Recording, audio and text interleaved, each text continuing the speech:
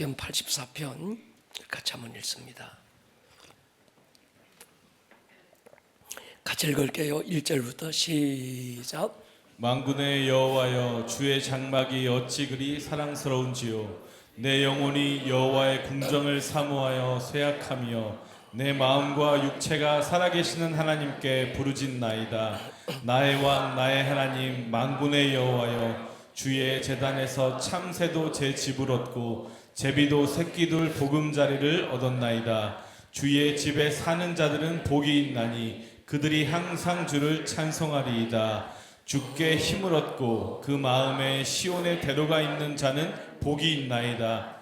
그들이 눈물 골짜기로 지나갈 때에 그곳에 많은 샘이 있을 것이며 이른 비가 복을 채워주나이다. 그들은 힘을 얻고 더 얻어 나아가 시온에서 하나님 앞에 각기 나타내리이다. 만군의 하나님 여호와여, 내 기도를 들으소서. 야곱의 하나님이여, 귀를 기울이소서. 우리 방패이신 하나님이여, 주께서 기름 부으신 자의 얼굴을 살펴보옵소서. 주의 궁정에서의 한 날이 다른 곳에서의 첫날보다 나은즉 악인의 장막에 사는 것보다 내 하나님의 성전 문지기로 있는 것이 좋사오니 여호와 하나님은 해요 방패이시라. 여호와께서 은혜와 영화를 주시며 정직하게 행하는 자에게 좋은 것을 아끼지 아니하실 것임이니이다. 만군의 여호와여, 주께 의지하는 자는 복이 있나이다. 아멘. 주의 집에 문지기로 사는 것이 좋습니까? 최근에 하나님 집에 문지기로 사는 그 복이 뭔지, 이 고라자손이 시편 84편에서 선포했던 이 노래의 의미가 제 안에 막 가득 차기 시작했어요. 돌아보니까 제가 이 철야 강단에 선 지가 한 2달 가까이 되더라고요. 이스라엘 2주 목자대에 빠졌지요. 거기다가 인카운트 또 빠졌지요. 외부 강사 권사님 오셔서 또 빠졌지요. 엄민용 목사님도 오셔서 또 빠지죠. 보니까 이 철야 강단의 선지가 꽤나 오래된 것 같더라고요. 오늘 이 밤에 제대로 한번 은혜 나누어 보면 좋겠습니다. 특히 기도를 많이 해 주십시오. 우리 오늘 홍예원 전사 너무 잘했지요? 박수 한번 쳐주세요. 오늘 갑자기 대타로,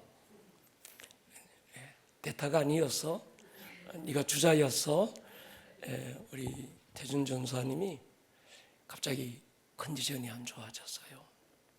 그래서 오늘 우리 예원 전사가 이 강단을 지켰는데 참 은혜롭게 잘 하고, 그 영광의 바람이 막, 우리 혜원이 간사 오늘 선포 잘했지요. 제가 여기 앉아서 오늘 뭘 선포할까요? 그런데 하나님의 영광을 선포하라는 거예요. 근데 조금 있다가 하나 올라오더만 하나님의 영광이 어떻고 또 이러길래 제가 뭔가 바람을 타고 있구나 그런 생각을 했습니다. 특히 연말이 지나고 연초, 또 하나의 시즌이 지나가고 새로운 시즌이 준비되고 있는 이 영적 환절기에 여러분, 이 앞서 있는 우리 교육자들 위해서 기도를 많이 해 주셔야 합니다. 특히 탑 리더로서 있는 저를 위해서 기도 많이 해 주십시오. 안팎으로 요즘 막 하도 영적으로 눌리고 이 어떤 이전에 없었던 이 압력이 제게 느껴집니다.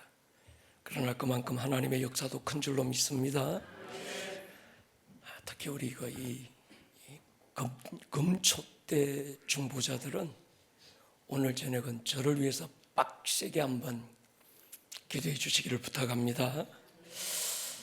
오늘부터 우리가 나누게 되는 이 문지기에 대한 고라자손이 시편 84편에서 악인의 장막의 거함보다 내 하나님 성전에 문지기로 있는 것이 좋습니다. 이게 어떤 비교급이 돼서 요거라도 있는 게 좋다 그런 고백이 아니었어요. 하나님 성전에 문지기로 사는 게 얼마나 영광스러운지 오늘부터 3주간 우리가 이 문지기에 대한 반열, 정말 오늘 이 시대 소외되고 오늘 이 시대 감추어지고 오늘 이 시대 무시되고 있는, 그러나 성경에서는 가장 영화롭게, 가장 소중하게, 가장 중요하게 하나님이 아주 그 세우기 원하셨던 그 문지기의 반열에 대해서 3주간 나눌 텐데, 이건 제가 이번 이스라엘에서 예루살렘의 10개의 성문을 쫓아다니면서 그 앞에 서서 기도하고 또 말씀을 묵상하면서 주셨던 말씀을 막 그 자리에서 스머리해서 돌아와서 정리했던 부분들을 한 3주간 나누게 될 것입니다. 예루살렘 성을 가보신 분도 있고 안 가보신 분들도 있는데, 예루살렘 성의 둘레가 약 4km예요. 제가 그냥 묵상하고 걸음걸이로 걷고 묵상하고 해서 한 바퀴 도는데 약 2시간 정도 소요가 되는 굉장히 큰 성이죠. 근데 거기에 지금 8개 문이 있습니다. 여러분 보십시오. 성경에 기도에 대한 단어가 몇 번 나오는지 아세요? 기도에 관계된 단어가 273번 나옵니다. 그러면 문지기에 대한 단어는 몇 번 나올까요? 또 AI에게 또 물어보지 마시고 379번 나와요. 약 100번 이상이나 기도하라는 말씀보다, 기도에 대한 강조보다 문지기에 대한, 문에 대한 강조를 성경은 더 많이 합니다. 그런데 우리는 기도에 대한 강조는 굉장히 많이 해요. 기도의 중요성은 너무 잘 인식합니다. 제 서재에 봐도요, 주제별로 쭉 나눠놓고 보니까 기도에 대한 책이 제일 많더만요. 근데 문지기에 대한 책이 하나도 없는 거예요. 딱 한 권 있었습니다. 성경은 기도보다 문과 문지기에 대한 중요성을 훨씬 더 강조하고 있는데, 왜 우리는 이 문과 문지기에 대한 인식을 잘 못하고 있는 걸까? 여러분, 문지기에 대한 설교 잘 안 들어보셨잖아요. 저도 해본 적이 없는 것 같아요. 이번에 처음 해보는 것 같아요. 우리가 일반적으로 문지기 전혀 관심도 없다가 오베데돔이라는 사람의 이야기가 나올 때, 오베데돔이 석 달 동안 하나님의 그 언약궤를 잘 모시고 섬기다가 그와 그의 자손이 그의 소유의 큰 복을 받다. 근데 그 복을 뒤로하고 어디로 가는가 하면 다윗과 함께 하나님의 언약궤를 따라서 하나님의 성전의 문지기로 그와 그의 자녀들이 세워지게 돼요. 그랬구나, 이 정도지. 이 문지기가 얼마나 성경이 강조하고 있고, 특히 이 마지막 때 왕이 오실 이 대로가 열리고 있는 이때 누군가가 오실 왕을 위하여 문을 열 수 있는 문지기를 하나님은 찾고 계시고 일으키고 계시는데, 우리는 거기에 대한 관심이 그만큼 없었던 거예요. 우리가 일반적으로 문지기 하면 뭡니까? 회사 경비 정도, 남들보다 일찍 출근하고, 근데 별로 존중받지 못하는 어떤 고달픈 직업주모로 우리가 생각합니다. 근데 성경이 말하고 있는 문지기는 그 정도의 수준이 아니었어요. 제가 깜짝 놀랐습니다. 성경에 여러분, 레위인들의 이름은 성경은 기록하지 않습니다. 그런데 문지기들의 이름은 그 사람의 이름만 기록하고 있는 게 아니라 그 사람의 아버지의 아버지까지 이름을 기록하고 새겨두고 있어요. 자, 역대상 9장 보십시오. 문지기는 누구? 살룸과 악국과 달몬과 아이만과 그의 형제들이다. 살룸은 그 리더였다. 이 사람들은 왕의 문 동쪽 레위 자손 진영의 문지기였다. 고라의 증손 에비아삽의 손자 고레의 아들 살룸과 그의 종족 형제 곧 고라의 자손이 수종드는 일을 맡아 성막 문들을 지켰다.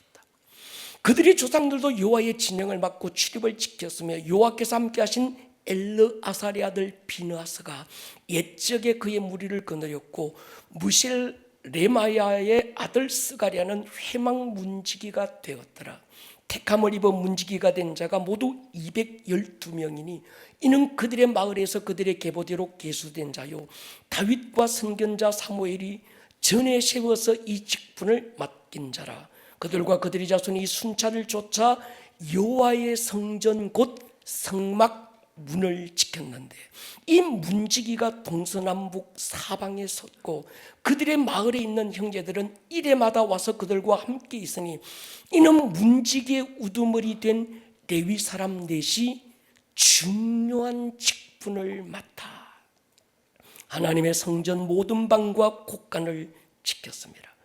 그들은 하나님의 성전을 맡은 직분이 있으므로 성전 주위에서 밤을 지내며 아침마다 문을 여는 책임이 그들에게 있었더라. 문지기에 대한 이야기들을 굉장히 자세하게 그리고 그들의 이름을 선명하게 새겨두고 있습니다.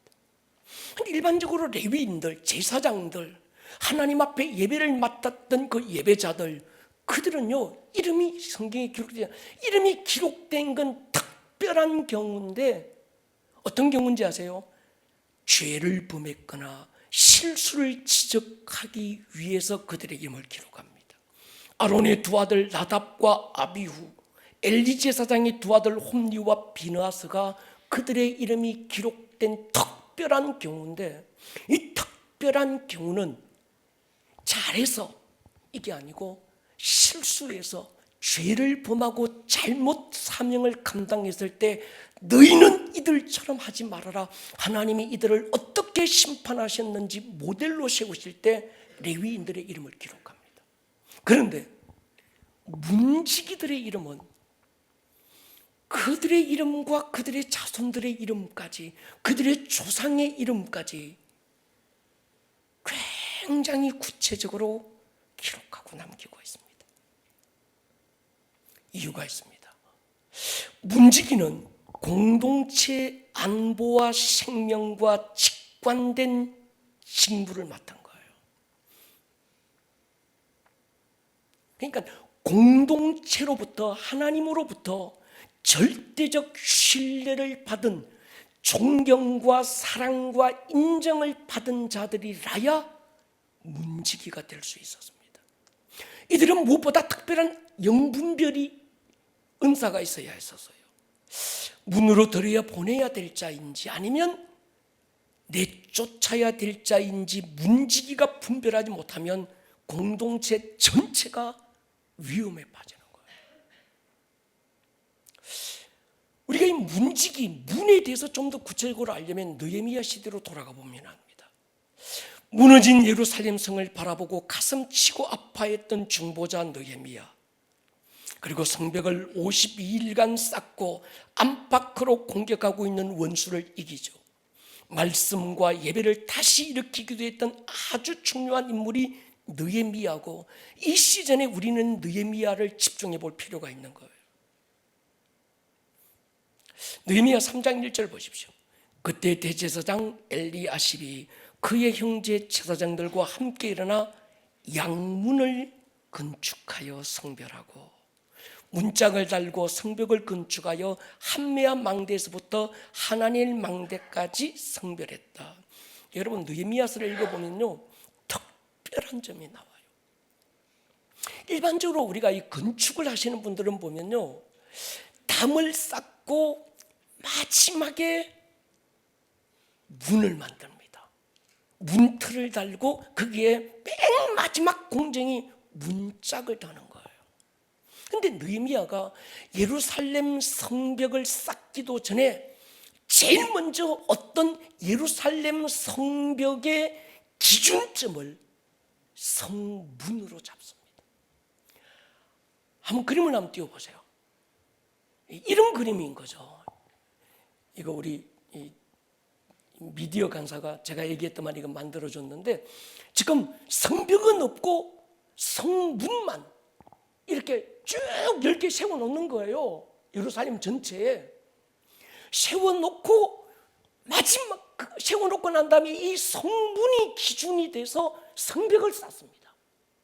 그리고 맨 마지막에 성문에 문짝을 달고 예배자들을 일으키고 중보자들을 세우고 문지기를 세우면서 예배가 시작이 되는 거예요. 그러니까 순서가 문짝을 제일 먼저 문을 세우는 거예요. 아무것도 없는 허벌판에 생각 한번 해보십시오. 이게 지탱하는 것도 없고 문만 10개 쫙 세워놓고 그 다음에 어디 문부터 어디 문까지는 어느 지파의 누구 자손들이 이걸 쌓아라 구간을 정해주는 거예요. 그리고 맨 마지막에 이젠 문짝을 달고 그리고 그 다음에 하는 일이 문지기들을 세워요. 이름까지 남기면서 그러면서 이젠 느헤미야서의 예배가 풀어지기 시작하고 거기서 노래하는 자들이 풀어지기 시작하는 게 느헤미야 전체 구도가 이랬던 거예요. 그래서 여러분 보시면요 이 산발락과 도비아가 조롱할 만도 했습니다. 뭐라고 하는가 하면 느헤미야 4장에 보면요 암몬 사람 도비아는 곁에 있다가 이랬는데 그들이 건축하는 돌성벽은 여우가 올라가도 무너질 거다. 왜? 문밖에 없는 거예요. 지탱해주는 아무것도 없고 문밖에 없으니까 도비아나 산발락이 볼 때 이거 뭐야 이거 후프로도 여우가 올라가도 넘어지겠네 이 정도 되는 거예요. 근데 그들이 몰랐던 건요 하나님의 역사의 기준은 성벽이 아니라 문이었다는 거예요. 그 문의 기준이 누군가 하면 문지기들이었다는 거예요. 제가 예루살렘 성을 돌면서 제 안에 이 문지기의 반열을 일으키라는 주님의 막 거대한 함성 같은 막 감동이 막 밀려올 때 제가 그렇게 기도했습니다. 주님 우리 교회에 이 문지기들을 일으켜 주십시오. 이 시대 마귀가 이 시대 세상에 감추어지고 덮여지고 정말 누구도 관심 없는 이 문지기 반열에 대한 갈망이 주님 우리 교회 안에 일어나게 해주십시오. 여러분 느헤미야서는 두 쪽으로 쫙 전반전과 후반전으로 나누어집니다. 전반전은 이 후반전과 나누어지는 기준이 바로 이 문짝이었습니다. 느헤미야 6장 1절에 보면 산발렛 도비아 아라비아 사람 게셈 그 나머지 원수들이 내가 성벽을 건축하여 허물어진 틈을 남기지 아니하였다을 듣는데 그때는 내가 아직 성문에 문짝을 달지 못했다. 7장 1절에 성벽이 건축됨에 문짝을 달고 문을 만든 게 아니라 문은 제일 먼저 만들어 놓고 성벽을 건축하고 마지막에 문짝을 달고 그 다음에 세워진 사람이 누굽니까? 문지기와 노래하는 자들과 레위인 사람들을 세우는 거예요. 그러니까 느헤미야서의 전반부 6장까지는 성벽이 다 건축되고 느헤미야가 와서 그 모든 것들을 막 주관하고 있음에도 불구하고 안팎으로 원수들이 우겨 싸우고 막 거꾸로뜨림을 당하고 온갖 조롱과 멸시와 위협과 막 이런 것들이 막 일어나다가 7장 1절에서 문짝을 달고 문지기가 세워지면서 상황은 반전되기 시작하는 거예요. 그러니까 느헤미야의 모든 상황의 반전은 문짝과 문직에 의해서 결정되기 시작합니다. 여러분, 문짝이 뭘까요? 권위라고 말씀드리죠. 권위. 하나님께서 아브라함에게 네 아들 이삭을 바치라고 말씀하셨을 때 하나님께서 이삭을 정말 하나님의 말씀에 가감할 수 있는 게 아무것도 없다, 그 오직 순종밖에 없다, 그 마음 하나 가지고 아들을 내어드렸을 때 하나님께서 아브라함을 축복할 때 그렇게 축복합니다. 내 자손 중에 누군가가 원수의 성문을 얻을 것이다, 그렇게 얘기해요. 성문, 원수의 권위를 압도할 자가 나온다는 거 예수님이신 거죠. 성문, 이건 권위를 얘기하는 거예요. 예수님이 교회에 주신 권세 가운데 음부의 권세가 이기지 못하는데 그 권세는 문을 얘기하는 겁니다. 그러니까 제가 느헤미야서를 강의할 때 그렇게 했던 것 같아요. 특별히 우리 젊은 청년들, 얘들아, 너희들은 권위를 깨는 자가 되면 안 돼요. 알겠니? 부모님의 권위, 선생님의 권위, 어떤 공권력의 권위, 모든 권위는 하나님으로부터 오는데, 어렸을 때부터 권위에 대한 존중의 마음을 아이들에게 가르치지 못하면요, 그 아이는 이미 문짝이 깨진 거예요. 그러니까 문짝이 깨지니까 원수가 수시로 공격해 오는 거예요. 지가 잘나가지고 나는 어떤 권위도 인정 안 해, 자기 안에 일어나는 이세벨의 영과 막 압살롬의 영에 의해서 뭔가 막 거부하고 싶고 어떤 권위도 인정하고 싶지 않고 지가 잘나서 그런 게 아니에요. 이미 그 사람 안에 어떤 영적 문짝이 끼워져 버려서 그런 마음이 나오는 거예요. 아멘입니까? 교회 안에서는 교역자들에 대한 영적 권위가 인정돼야 됩니다. 그렇다고 해서 우리 교회 영적 지도자들이, 목회자들이 나 권위 있어 막 억지로 막 권위를 주장하려는 사람들 아니잖아요. 어쩌면 더 수수하게 그 권위는 하나님으로부터 오는 거지, 어떤 여기서 막 강대상 오동나무로 막 크게 만들고 막 목사 가운 막 이상하게 입고 이래야 영적 권위가 세워지는 게 아니거든요. 아멘입니까? 목장 안에서 목자의 권위를 깨지 마세요. 그 권위는 하나님이 세우신 거예요. 여러분의 목자를 우습게 보지 마세요. 여러분, 다윗의 강점이 뭡니까? 하나님이 기름 부으신 자라 하여 자기 손으로 그 권위를 깨지 않으려고 몸부림을 치잖아요. 그게 다윗의 가장 아름다운 모습이거든요. 하나님이 버려버린 자라고 할지라도 그 권위를 존중하는 거예요. 한나가 그랬습니다. 영적 감각이 둔해진 엘리 제사장이라도 그가 했던 한마디 말에 권위를 붙들고 얼굴에 수심을 지워버리고 기쁨으로 응답을 받은 듯 돌아가잖아요. 여러분 교회 안에서 우리 장로님들의 권위가 세워지기를 축복합니다. 우리 장로님들 보면 불쌍해요. 화장실 청소 매주마다 이분들이 다 해요. 저기 보면 커피 내린다고 저기 또 혼자서 막 구석에서,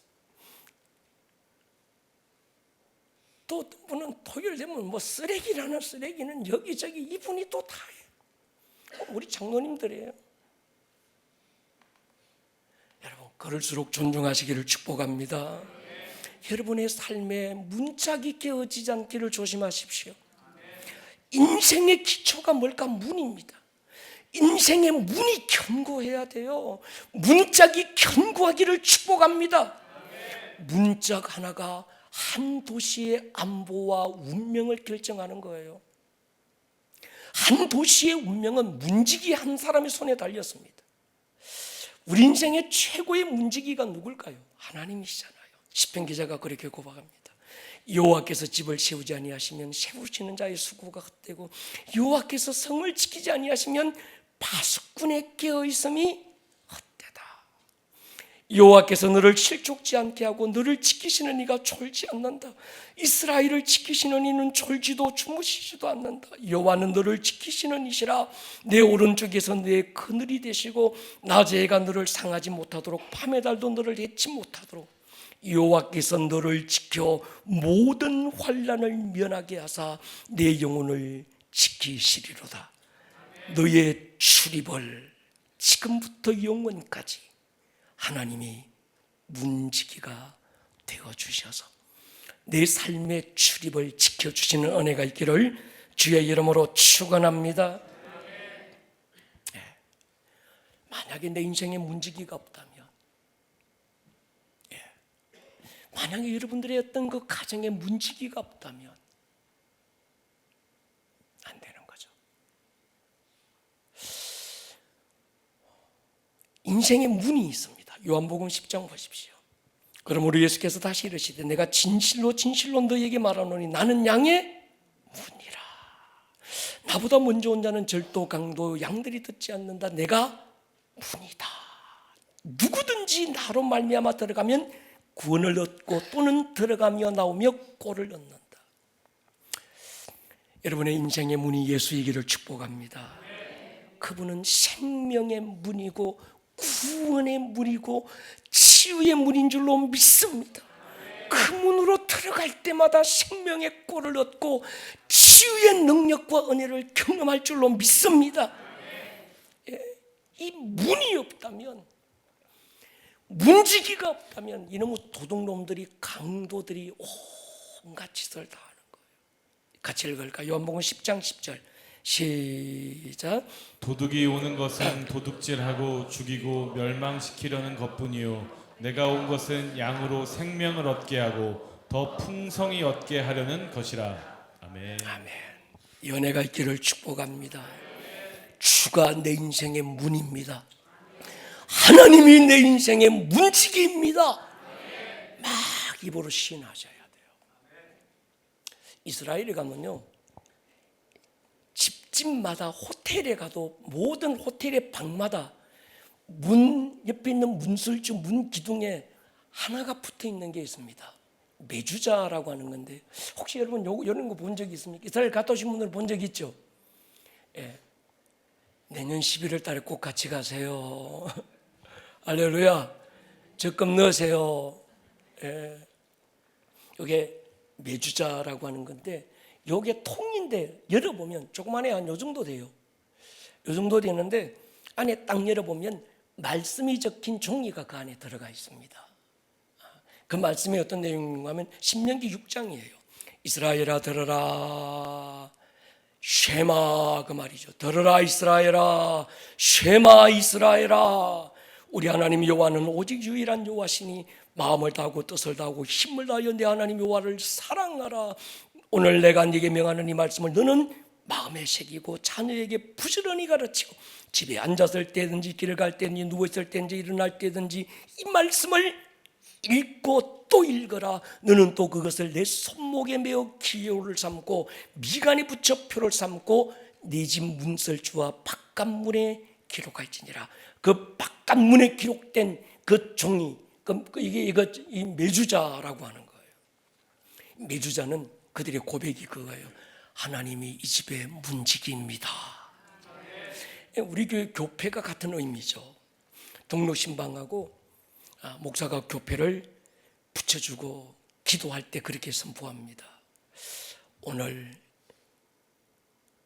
이스라엘 백성들은 어린 양의 피를 발라서 이 가정을 지키는 분이 하나님이라고 고백하고 저주와 어둠이 죽음이 넘어가서 유월절을 지켰는데, 우리는 독생자 예수의 피가 묻은 교회의 교패를 이 가정에 붙여놓고 하나님이 이 가정을 지키시는 분, 목사는 그렇게 선포하는 거예요.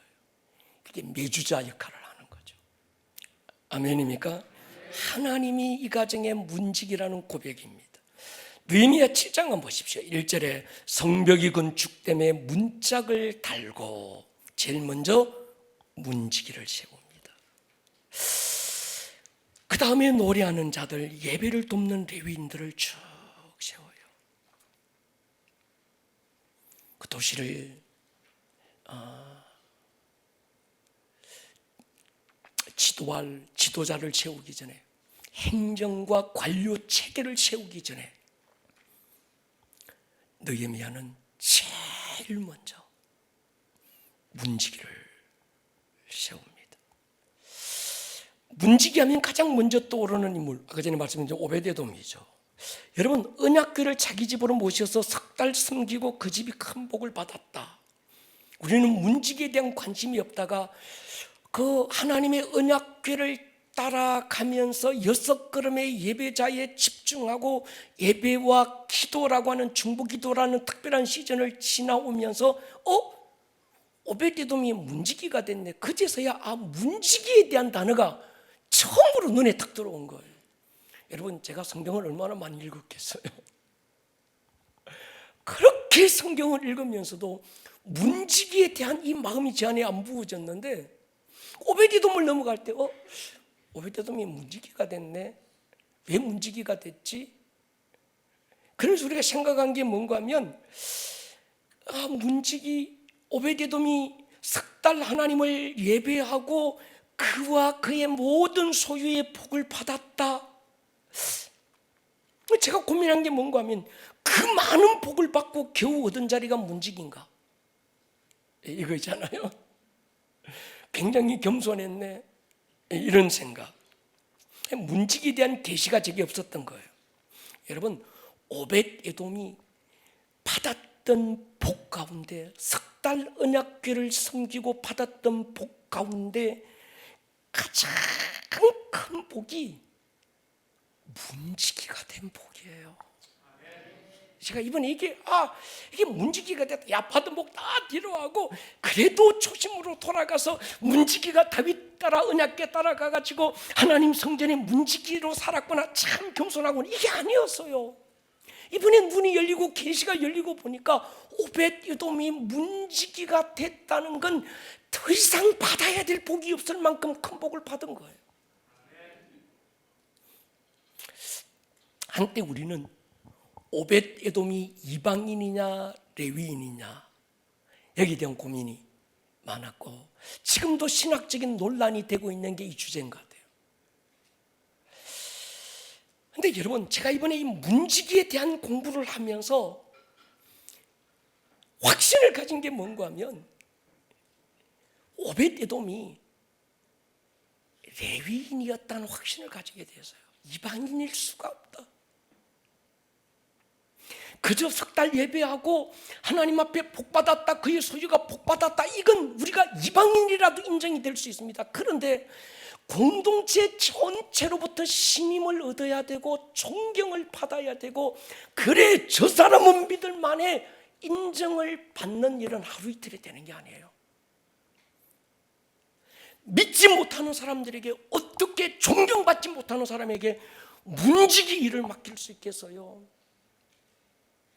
자, 여러분 요수아 한번 돌아가 보십시다.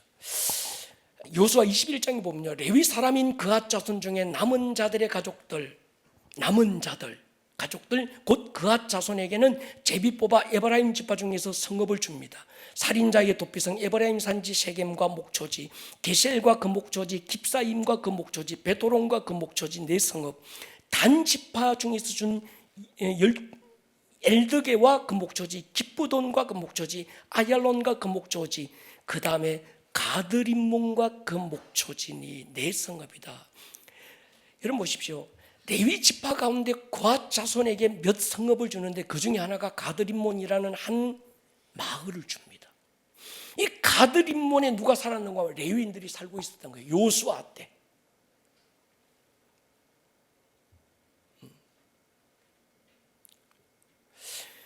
레위인들 중에서 그앗 자손, 문지기로서의 특별한 임무를 맡겼던 그앗 자손들이 어디 살았는가 하면 가드림몬이라고 하는 가드 쪽에 가드림몬에 살고 있었습니다.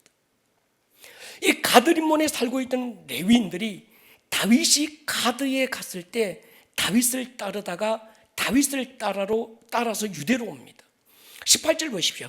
그의 모든 신하들이 그의 곁으로 지나가고 모든 그렛 사람과 모든 블렛 사람과 및 왕을 따라 가드에서 온 모든 가드 사람 600명이 왕 앞에서 행진합니다. 여기서요, 생각해 보십시오. 가드 사람 한두 명만 따라온 게 아니고 그 시족, 하나의 시족처럼 가드림몬에 살고 있던 그 이 고앗 자손의 전부는요 이미 시족 사회예요. 그 시족 사회에 리드한 사람이 있었고 그 리드에 의해서 한 족장이 한 부족 마을이 살고 있었던 거예요. 근데 다윗이 가드림몬에 온 겁니다. 그러니까 여호수아 때 그 일이 있었으니까 여호수아가 지나가고 사사 시대가 지나가고 왕들의 시대, 사울 왕이 있던 그 시대가 쭉 지나가면서도 이제 뭡니까? 그 가드림몬 쪽은 이젠 다윗이 왕이 되고 그 이제는 좀 막 나라가 커지면 그 가드림몬이 유대 땅이 이스라엘 땅이 됐다가 약해지면 거기는 또 블레셋 땅이 됐다가 왔다리 갔다리 하지만 그곳에 살던 사람이 이게 왔다 간 게 아니라 그 사람들은 거기에서 계속 살고 있었던 거예요. 이해가 되십니까? 그 사람들이 다윗이 들어오는 걸 보면서 깜짝 놀라고 충격받고요. 다윗을 따라서 한두 명이 600명이니까 한 부분이 온 게 아니고 가드림몬에 살던 모든 사람들이 다윗을 따라서 유대로 돌아오게 되는 거예요. 사무엘하 15장 보십시오. 그의 모든 신하들이 그의 곁으로 지나가고 이거 제가 읽었죠. 이건 보시고 여기서 가드 사람 깃디라고 하는 말인데 가드 사람이라는 겁니다. 제가 생각할 때 처음엔 저도 헷갈렸는데 문지기에 대한 확신이 들면서 이건 이방인일 수가 없다. 조금 감이 잡히시죠? 틀림없이 고앗 자손일 가능성이 크다는 겁니다. 문지기로 다윗에게 왔던 오벳에돔, 또 하나의 복은 자식들의 복이죠.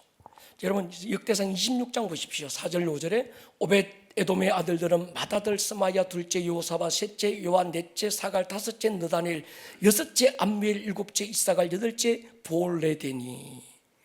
이는 하나님이 오벳에돔에게 복을 주셨습니다. 여러분들의 자녀의 복이 있기를 축복합니다. 오늘도 어떤 부부가 전화가 왔어요. 와 전화했노? 그랬더만 내가 목사님 지금 요 병원에서 나오는 길이래. 그런데 와 그랬더만 목사님 둘째를 주셨어요. 제일 먼저 이 소식을 우리 엄마 아빠보다 목사님께 전하고 싶어서요. 내가 축복한다 그랬어요. 여러분 자녀의 복이 있기를 축복합니다. 우리 오아비들은 적어도 셋 넷은 낳아야 될 거 아니야, 그지? 이게 최고의 전도거든. 근데 오벳에돔은 아들이 8이야. 근데 여러분 그 다음에 넘어가면요 62명이 됩니다. 역대상 26장 8절 보십시오. 이는 다 오벳에돔의 자손이라 그들과 그의 아들들과 그의 형제들은 다 능력이 있어 직무를 잘하는 자인데 오벳에돔에게서 난 자가 몇 명이라고요? 62명. 능력이 탁월한 거예요. 문지기의 반열을 사모하기를 축복합니다.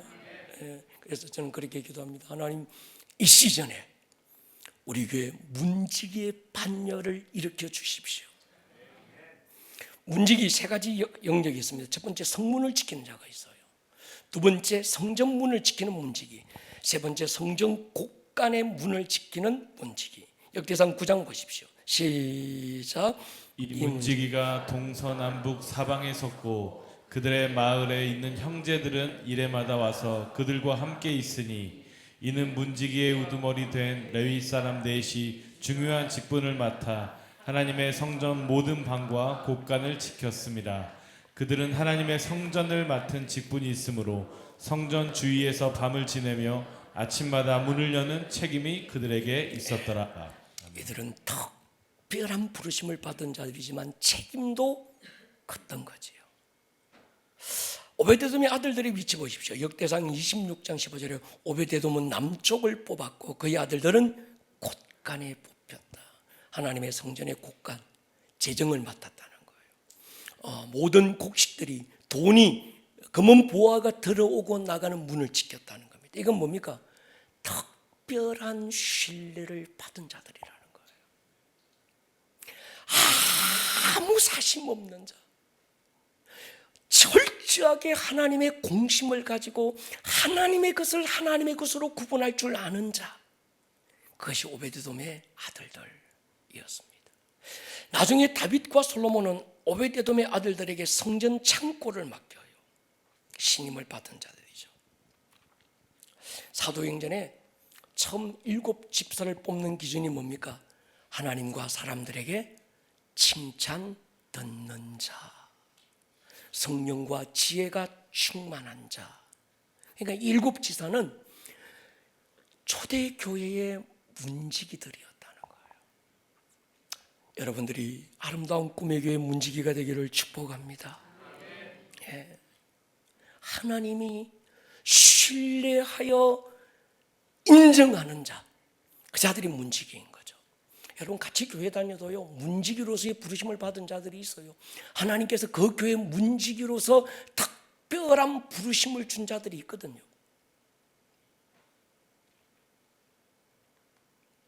문지기들은요, 느헤미야 10장에 보면요, 그 남은 백성과 제사장과 레위 사람들과 문지기들과 노래하는 자들, 느디님 사람들과 및 이방 사람과 절교하고 하나님의 율법을 준행하는 모든 자와 그들의 아내와 그들의 자녀들, 지식 총명이 있는 자들은 다 그들의 형제의 귀족을 따라 저주로 맹세하기를, 우리가 하나님의 종 모세를 통하여 주신 하나님의 율법을 따라 우리 주 하나님 여호와의 모든 계명과 율례를 지켜 행하고. 그 다음에 이건 뭔가 하면 문지기가 얼마나 중요한지를 지금 계속 얘기하는 겁니다. 역대하 8장 보십시오.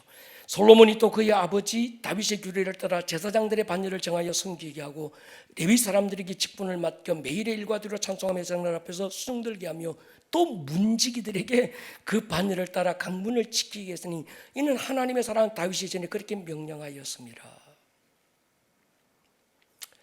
예, 문지기가 하나님께는 굉장히 중요하다는 거예요. 요한복음 10장에서 예수님이 그렇게 하나, 나는 선한 목자라.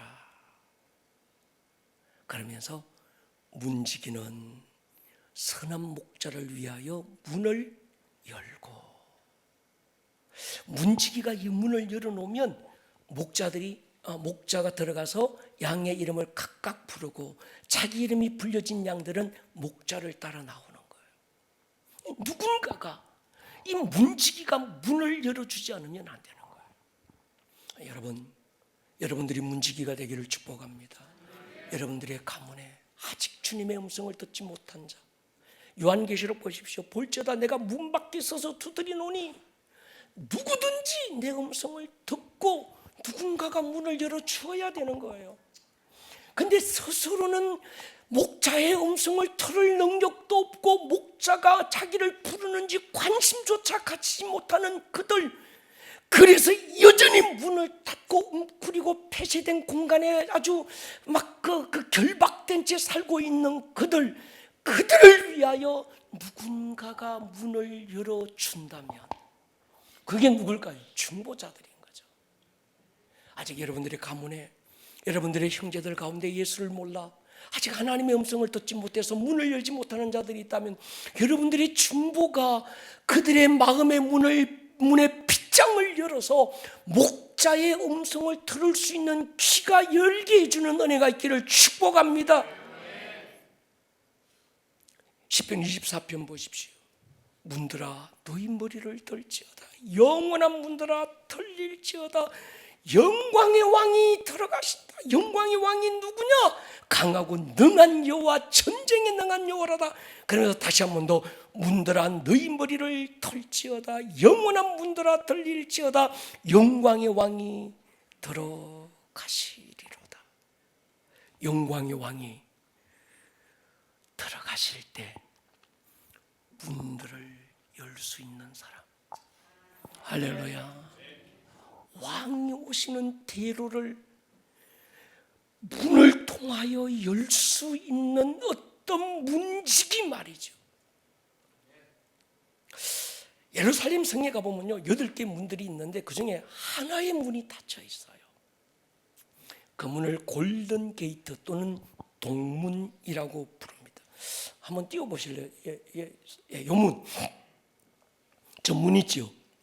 요 골든 게이트 동쪽, 제가 요 사진을 제가 찍었는데 어디 찍었는가 하면 이 기드론 여기 지금 요 문 사이에 있는 요 앞에 무덤이 많지요. 앞에가 있는 게 다 돌무덤이에요. 이게 요 골짜기가 기드론 골짜기라고 부릅니다. 요 기드론 골짜기 이쪽에 감람산이, 제가 있는 쪽이 지금 감람산이에요. 감람산에서 찍었는데 저 예루살렘 성과 감람산 사이에 있는 요 골짜기가 기드론 골짜기예요. 예. 성경은 여러분 가셔서 보셔야 환히 보이는데 여기 고구장면. 근데 저문이 닫혀 있어요. 저문은 영광의 왕이 들어가기 위해서 준비된 문.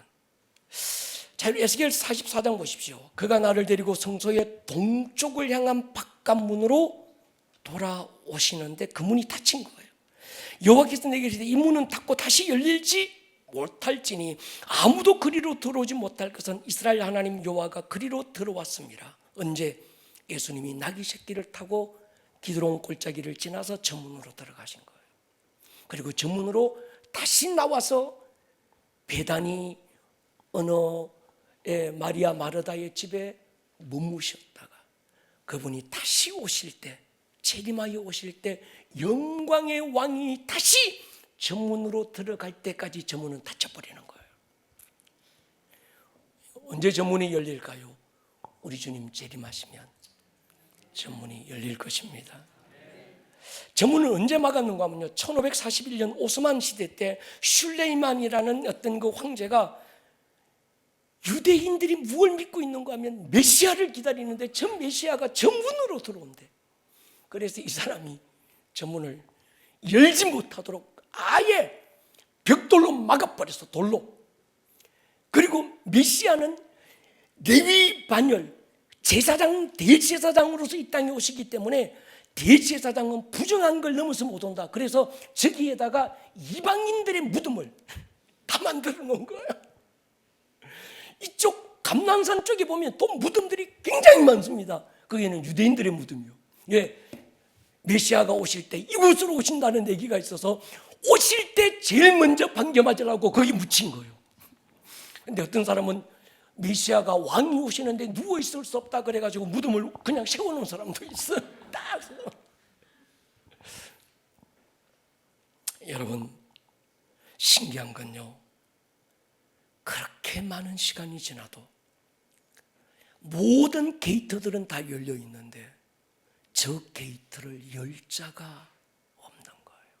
지금도 닫혀 있는 거예요. 우리 주님 다시 오시는 그날에 열리게 될 줄로 믿습니다. 어느 날 어느 순간에 저 골든 게이트가 동문이 열렸다는 이 뉴스가 헤드라인에 뜨거든 주님 오실 때가 됐구나 아시기를 바랍니다. 여러분, 주님은요 교회를 세우실 때 이렇게 말합니다.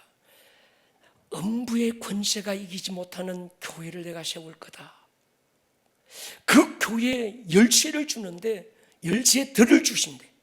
하늘의 문을 열고 음부의 대문을 닫을 수 있는 열쇠를 주신다는 거예요. 다시 말씀드리면 여러분 뭘까요? 그 열쇠를 가진 분이 예수님이거든요. 시편 22편 보십시오. 내가 또 다윗의 집의 열쇠를 그의 어깨에 두리니 열면 닫을 자가 없고 닫으면 열지. 예수님을 얘기하는 겁니다. 계시록 3장 7절에 빌라델비아 교회에게 편지하기를 거룩하고 진실하사 다윗의 열쇠를 가지시니, 그가 누군가 하면 예수님. 영어 성경에 되게 복수로 되어 있습니다. The keys of the kingdom of heaven이라고 되어 있습니다. 왕 하나님의 나라의 열쇠들, 그 말인 거죠. 그 열쇠를 주님은 교회에게 주셔서요. 저는 그렇게 믿습니다. 교회는, 그 교회가 그 도시에 세워진 이유는 그 도시의 문지기의 사명이 있다는 거예요. 여러분, 아름다운 꿈의 교회는 나 구원받았네, 너 구원받았네, 우리 구원받았네, 떡볶이 먹고 그 다음에 뭐하고 쎄쎄쎄하고 아침바람 찬바람에 뭐 울고 가는 저기력이, 그거 하라고 교회가 세워진 게 아니라는 거예요. 교회는 구원 열차 아니고요, 교회가 아니래도 구원받습니다. 교회는 구원의 방주 아니에요. 교회는 하나님의 군대인 줄 믿습니다. 교회가 그 도시에 세워진 건 그 도시의 문지기로 세워진 거예요. 한 도시를 방어하고 한 도시를 지키고 그 도시 안에 영광의 왕이 오실 대로를 열고, 그게 교회예요. 얼마나 많은 사람이 모이고 얼마나 잘나고 멋진 인간들이 모이느냐, 아무 의미가 없습니다. 어떤 사람들이 모였느냐는 거예요. 할렐루야. 네, 우리 교회는 인천 이 도시, 영적 유업이 많은 이 도시, 복음이 들어왔던 이 땅, 교회가 제일 먼저 세워졌던 이 땅, 1884년에 70년으로 메가드가 두 번째 인천 상륙작전에서 나라 또 살리고, 올해가 세 번째 70년이에요. 여러분, 우리 교회는 대한민국의 관문도시, 하늘이 열리고 바다가 열리는 이 도시, 이 도시를 지키는 문지기 교회입니다. 그런 부르심을 가지셔야 돼요. 교회들의 교회. 제가 했던 얘기가 아니고 전에 어떤 분들이 오셔서 아름다운 꿈의 교회는 교회들의 교회입니다. 예, 할렐루야. 예, 그게 뭔 뜻인지 아세요? 이 도시를 지키라는 거예요. 아멘입니까? 정말 이 도시를 지키는 교회, 이 도시의 문지기로 부름받은 교회, 그 문지기의 판결, 문지기의 상급, 문지기로서의 부르심, 그건 뭡니까? 하나님이 그만큼 인정하시겠다는 거예요. 제가 이스라엘에 갔다 와서 느꼈던 게 그 시즌이 바뀌는 걸 느꼈다고 그랬지 않습니까? 왜 하나님께서 많고 많은 교회들 가운데 처음으로 아름다운 꿈의 교회를, 이스라엘의 시즌이 바뀌고 선교 시대가 마무리되고 교회 시즌이 열리는 이때 하나님께서 우리 교회 이스라엘의 문을 열어주시는 이유가 뭘까 저는 고민했다고 그러잖아요. K컬츠가 아니라 K처치였구나. 여러분, 우리 교회는 그냥 많고 많은 교회 가운데 또 하나의 교회라면 여러분들이 아름다운 꿈의 교회에 있어야 될 이유도 없어요. 왜? 교회가 셌고 셌습니다. 이 목사가 아니래도 잘나고 멋들어진 목사님들 너무 많습니다. 그런데 여러분들이 아름다운 꿈의 교회여야 되는 이유, 이 자리에 앉아서 하나님 앞에 처절하게 몸부림치며 부르짖어야 되는 이유, 때로 바람 불고 비 오고 장수 치고 막 곤두박질 치는 그 환경에 있어도 이 자리를 지킬 수밖에 없는, 떠날 수 없는 한 가지 이유, 목사도 정말 어렵고 힘든 중에도 그래도 묵묵히 영적 압력을 견디면서 하나님 앞에 이 강단에서 기도하며 부르짖어야 되는 이유, 우리가 문지기라서 그래요. 우리가 오베데돔이라서 그렇습니다. 저와 여러분들의 자녀들이 같은 바늘에 세워지고 이 은혜가 있기를 주의 이름으로 축복합니다. 자부심을 가지세요. 자부심. 오봉산 자락에 숨겨져서 이름도 빛도 없어도 우리 교회는요, 이 도시에, 이 나라에 문지기로 세워졌어. 그럴 때 문지기의 상이, 그 하나님이 주시는 은혜가 자자손손 있을 줄 믿습니다. 머리를 한번 숙여보십시다.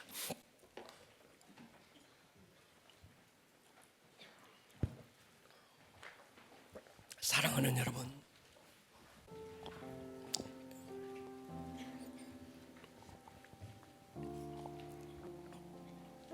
오늘 우리 한번 기도할 거예요. 주님, 고라자손이 시편 84편에서 하나님 성전에 문지기로 있는 것이 하나의 소원이었어요. 오벳에돔이 받은 복과 상 중에 문지기로서 그와 그의 아들들이 복을 받았습니다. 여러분, 에스겔에서 영광의 왕이 오실 그 문을 닫아버리고 저 문으로 왕이 오실 때 문들아 머리를 들지어다, 영광의 왕이 들어가시리로다. 주님, 우리 교회가 그 교회가 되기를 기도합니다. 이 기름 부음을 배가시켜 주십시오. 이 도시를 중보하고 가문을 중보하고 모든 사람들이 잠들었을 때도 문지기는 밤이 맞도록 잠들지 못하고 그 성을 돌다가 이른 아침 감람산 동쪽 그 너머에서 아침 햇살이 뜨오를 때 왕이 들어가신다, 하나님의 영광이 들어가신다, 성벽 위에 있는 파수꾼의 소리를 듣고 문을 열 수 있는 한 사람, 주님, 우리 교회가 되기를 기도합니다. 아멘. 나를 그렇게 사용해 주십시오. 내 가문에 이 복을 주십시오. 내가 문을 열면 주신 그 열쇠를 가지고 엄부의 대문을 닫으면, 내가 하늘의 문을 열면 그 문을 열 자가 닫을 자가 없는 그 권세를 주님 내게 주십시오. 아멘. 여러분의 손에 이 열쇠가 있어야 합니다. 천국 열쇠를 주겠다. 교회 왔다리 갔다리 하지 마시고요, 내게 그 열쇠가 있는가? 정말 내 인생의 문지기가 있는가? 나는 지금 어떤 반열에 서 있는가? 거룩한 육신이 있어야 합니다. 아멘. 오늘 이 밤에 우리 자리에 한번 일어서서 두 손 번쩍 들고 한번 기도하십시다. 오늘 주신 말씀이 레마가 된 사람들이 있을 거예요. 오늘 주신 말씀이 믿음이 된 사람들이 있을 겁니다. 아멘. 하나님이 그 사람을 초청하시는 거예요. 하나님, 내가 너를 이 교회 문지기로 세웠어. 아들아, 딸아, 내가 너를 이 도시의 문지기로 세웠다. 내가 이 교회를 대한민국의 문지기로 세웠다. 우리의 다음 세대의 문지기로 세운 거예요. 이스라엘의 문지기로 세우신 거예요. 아멘. 주님, 그 사명 감당하게 해주십시오. 아멘. 주님, 나를 문지기의 반열에 세워주십시오. 두 손 번쩍 들고 주여 한번 부르고 통성으로 기도합니다. 주여, 주여.